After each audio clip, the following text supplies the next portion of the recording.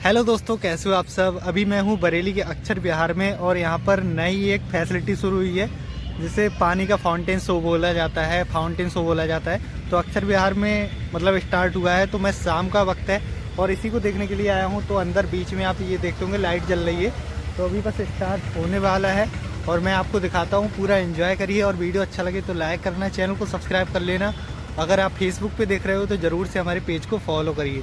तो चलिए दिखाते हैं आपके लिए फाउंटेन शो एंड वीडियो पर बने तैयार हैं बरेली के विभिन्न रसों में डूब जाने के लिए। हाँ, फिर चलिए बरेली के समृद्ध इतिहास और विविध रसों से जान पहचान बढ़ाते हैं।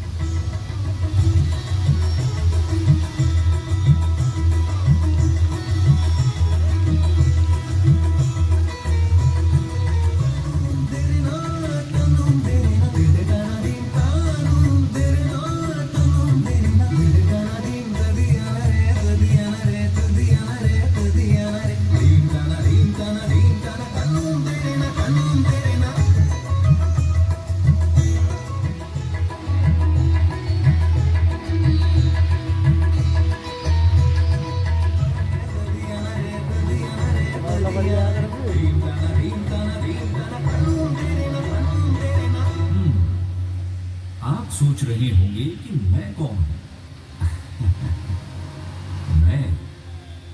मैं बरेली का इतिहास हूं, उसका आज और कल हूं। मैं विश्व भर में प्रसिद्ध हूं और भारत के हर कोने में छोटे छोटे बच्चे भी मेरे बारे में जानते हैं। मालूम है क्यों? नहीं। चलिए इतिहास के पन्ने पलटकर मैं आपको अपने बारे में बताता हूं। समय के कहर के खिलाफ यहां दृढ़ खड़ा है अहि क्षेत्र। महाभारत में इसे उत्तर पांचाल की प्राचीन राजधानी कहा गया है। आपने सही सोचा, यहीं पर द्रौपदी का जन्म हुआ था। अग्नि की लपटों ने इस महाकाव्य नायिका को प्रकट किया, जिसकी कहानियां आज भी सुनाई जाती हैं। पंच पांडवों की रानी बनने वाली इस राजकन्या की झलक देखकर सब चकित हो जाते थे। अद्भुत था उनका व्यक्तित्व। अहि क्षेत्र के अवशेष आज मेरे आमला तहसील के एक गांव रामनगर में स्थित है। यहां पाए गए मिट्टी के बर्तन सुंदरता में सबसे आगे हैं। चलिए महाकाव्य के पन्नों से आगे बढ़ते हैं। 12वीं शताब्दी तक मेरे चारों ओर घने जंगल थे, जिनमें भयंकर जानवर घूमते थे। कोई भी व्यक्ति मेरे पास आने से डरता था। लेकिन मुगल साम्राज्य ने उत्तर भारत में अपने पंख फैलाना शुरू कर दिया और समृद्ध वन्य जीवन के कारण मेरे जंगल दिल्ली सुल्तानों का पसंदीदा शिकार का स्थान बन गए।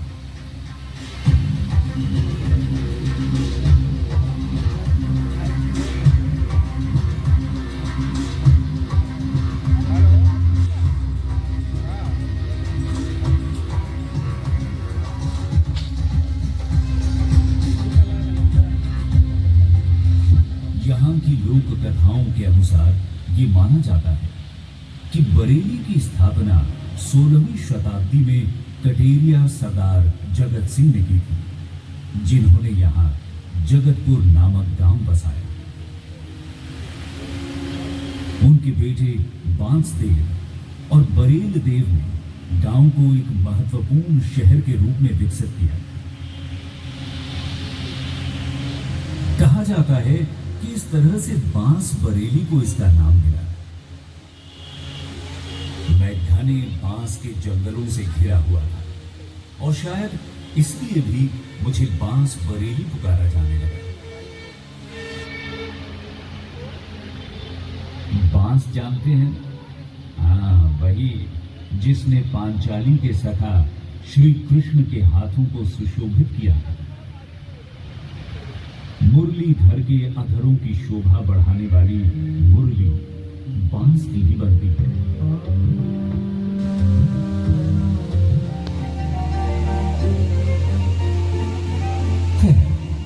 लोक कथाएं कुछ भी कहें, वास्तव में आधुनिक बरेली के निर्माता मकरंद राय थे। सम्राट औरंगजेब की मृत्यु के साथ ही दिल्ली सल्तनत की सत्ता खत्म हो रही थी। अली मोहम्मद खान के राज में मैं रोहिलखंड या रोहिलों की भूमि बन गया। लेकिन नफरत और सत्ता के संघर्ष ने कई लड़ाइयों को जन्म दिया। लगातार युद्ध और विभत्स रक्तपात से उभरी घृणा ने मेरे दिल को बहुत दुख दिया। 1774 में प्रथम रोहिल्ला युद्ध के बाद बरेली शहर अवध राज्य के अधीन हो गया।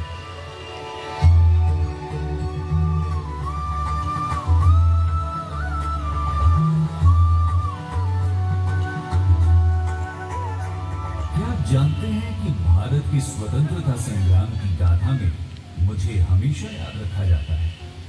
मुझे गर्व है कि 1857 के स्वतंत्रता संग्राम में मेरी भूमि से कई वीर पुत्रों का उदय हुआ। लगभग 1 वर्ष तक मैं स्वतंत्र रहा और ब्रिटिश सेना को दूर रखने में सफल रहा। बरेली आजादी की पहली लड़ाई में अग्रणी रहा। हफीज अहमद खान के पोते खान बहादुर खान रोहिल्ला ने अपनी स्वतंत्र सरकार पर सिक्के ढाले और पूरे अवध, बुंदेलखंड और रोहिलखंड में हो रहे संग्राम में भरपूर सहयोग दिया। 1947 में भारत और बरेली के अध्याय में एक नया सूरज उगाया। राष्ट्रपिता गांधी जी, जिन्हें प्यार से बापू कहा गया, 2 बार बरेली आए और उन्होंने मुझे इस नई सुबह का हिस्सा बनाया। प्राचीन लोक कथाओं को याद है, मेरी भूमि पर कितने भी युद्ध लड़े गए। मैं अहिंसा या शांति का प्रतीक हूं। लोग आज भी कहते हैं कि गौतम बुद्ध ने प्राचीन अहि क्षेत्र शहर की यात्रा की थी। माना जाता है कि जैन तीर्थंकर पार्श्व ने मेरी मिट्टी पर कैवल्य प्राप्त किया था। बरेली शरीफ दरगाह में स्थित इमाम अहमद रजा खान कादरी की दरगाह ने मुझे सूफियाना के रंग में रंग दिया।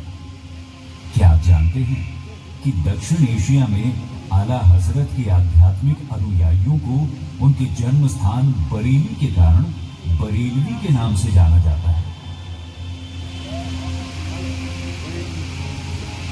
भगवान शिव के 7 प्राचीन मंदिरों ने मुझे नाथ नगरी नाम भी दिया।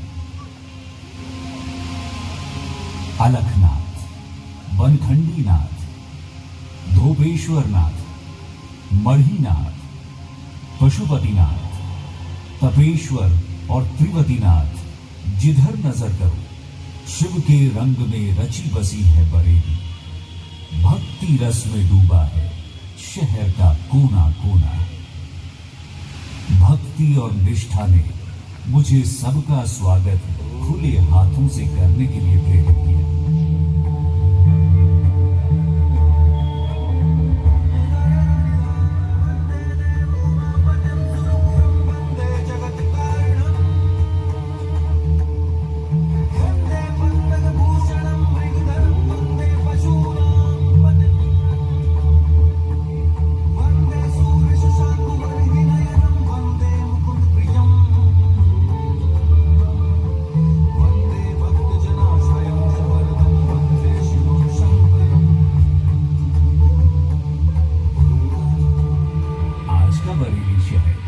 रंगों से भरा है, एक युवा लड़की की तरह। मेरे झुमके और जरदोजी पल्लू ने कई कल्पनाओं पर कब्जा कर लिया है। मेरा सुरमा लोगों को बार बार मुझसे प्यार करने पर मजबूर कर देता है। भारत के साज श्रृंगार की शुरुआत मुझसे ही होती है। श्रृंगार रस का शहर है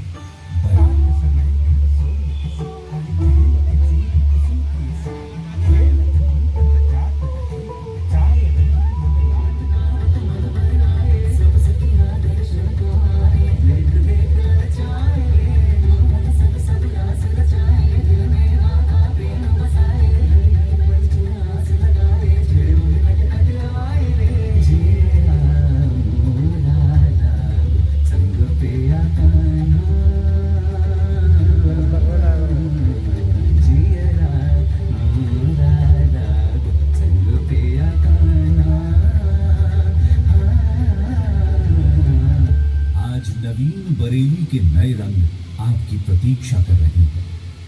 स्मार्ट सिटी बरेली शहर प्रगति और विकास की नई राह पर अग्रसर है। तो अब किस बात का इंतजार? मुझसे मिलने आइएगा जरूर। कारगिल चौक से लेकर आला हजरत दरगाह तक, ऐतिहासिक स्थल अभिक्षेत्र से लेकर अलकनाथ मंदिर तक, मेरे पास हर दर्शक के लिए कुछ न कुछ है। आइए मेरे बाजारों में खो जाइए।